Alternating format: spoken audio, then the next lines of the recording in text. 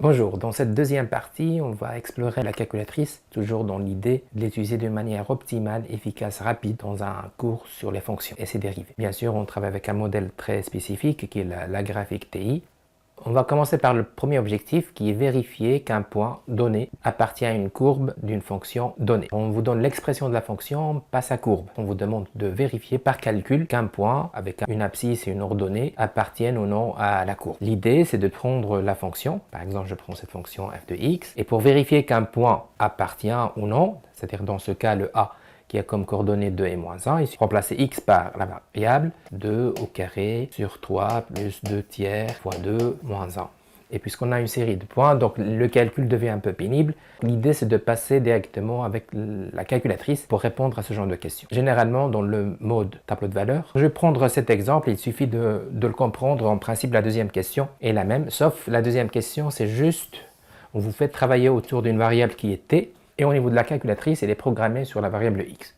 Donc à chaque fois où vous avez une variable, que ce soit t, h, z ou autre, au niveau de la calculatrice, c'est une syntaxe particulière, donc il faut la respecter, ça sera toujours avec x. On va prendre la calculatrice, voilà l'interface de la calculatrice. Je vais commencer par nettoyer l'interface. La première chose, tout va se passer dans deux modes. Donc tout d'abord, je dois saisir la fonction y égale, j'efface les fonctions qui sont déjà présentes, et je vais encoder ma fonction. Voilà ma fonction encodée, donc y1, donc la calculatrice comprend que la fonction y1 représente moins x carré sur 3 plus 2 tiers x moins 1. Je configure mon tableau de valeur, activer toujours ask, c'est déjà fait, je valide.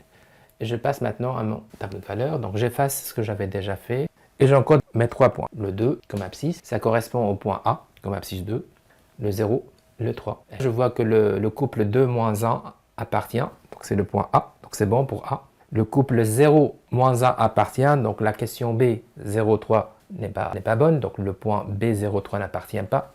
Et le troisième point C, je vois bien que l'image de 3 c'est moins 2, donc c'est bon. Ça c'est bon. Je vous laisse faire la même chose pour la fonction G. C'est le même principe, il suffit d'encoder la fonction G de t, donc moins x cube sur 5 moins 2x carré sur 5 moins x plus 4, de prendre des valeurs à vérifier, le 10, le moins 5 et le 5. Si l'image de 10 est moins 245, c'est bon. Sinon, le point n'appartient pas. Si l'image de moins 5 est 24, c'est bon, c'est-à-dire le point appartient, sinon il n'appartient pas. Si l'image de 5 est 36, c'est bon, sinon il n'appartient pas. Voilà pour le principe de la première question et le premier objectif. Vérifier qu'un point donné, partant d'une fonction donnée, appartient ou non à la courbe. Deuxième objectif, vous serez toujours amené à calculer une série de nombres dérivés. L'idée, encore une fois, c'est de partir avec une fonction et de chercher le tableau de valeur, c'est plus rapide. Je prends cet exemple, la fonction f de x égale moins 3x5 plus x4 moins 7. Cette partie-là sera en principe encodée dans le y1 de la calculatrice.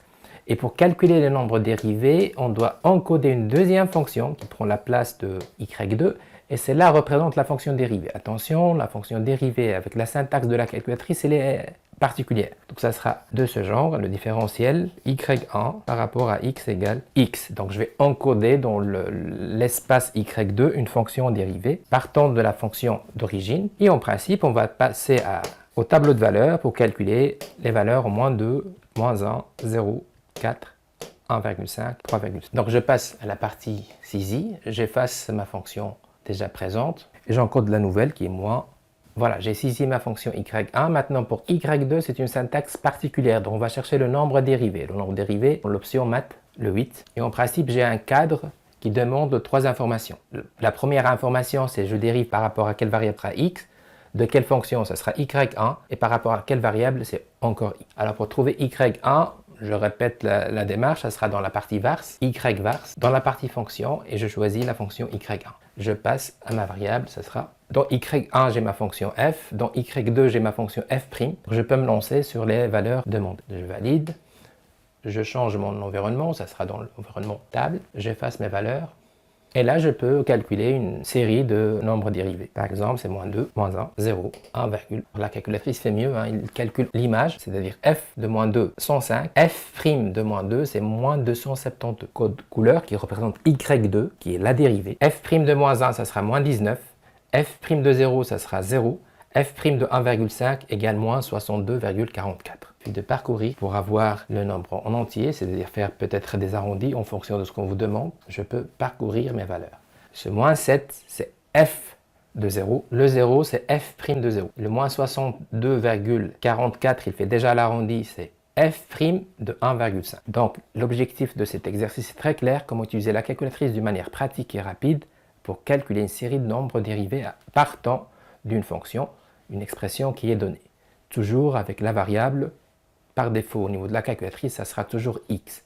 Et attention à la syntaxe pour la dérive. Le troisième objectif, et c'est très important aussi, c'est l'aspect graphique d'une fonction donnée par son expression. Et attention, on vous donne aussi un repère vierge, et on vous demande donc de tracer la courbe. C'est une fonction qui est difficile à tracer point par point puisque c'est une fonction de troisième degré. L'idée, c'est encore une fois d'utiliser la calculatrice pour avoir une interface optimale, un graphique qui représente la fonction. Attention sur l'intervalle moins 4 et 5. Vous avez toujours des indications. C'est un peu ça l'objectif de cet exercice.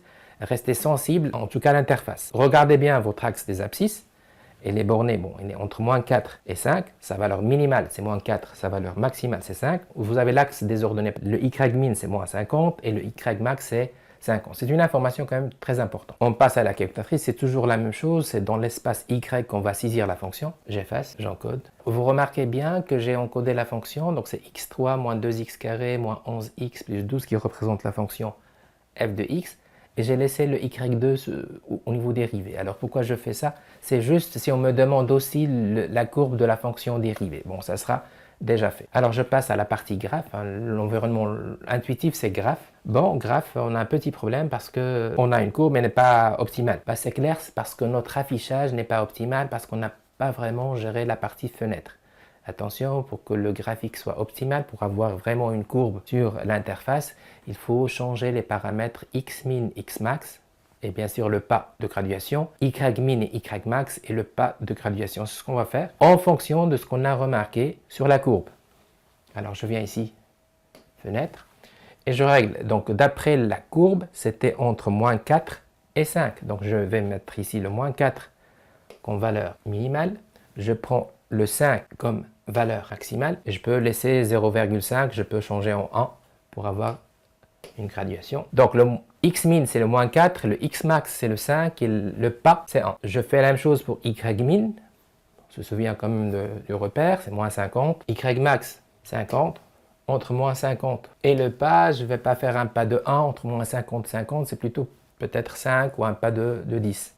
C'est tout, le reste c'est par défaut, il faut le laisser déjà programmé. Donc, xmin c'est moins 4, xmax c'est 5, le pas c'est 1, ymin c'est moins 50, ymax c'est 50 et le pas c'est de 10.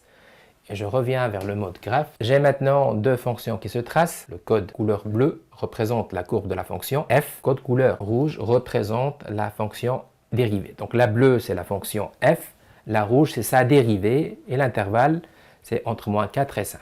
C'est très important de comprendre ce code couleur. Ma fonction bleue qui représente ma fonction f de x, et la rouge représente ma fonction f' de x. C'est intéressant d'avoir ce regard simultané parce que ça nous donne quand même une indication sur le lien entre la fonction et sa fonction dérivée.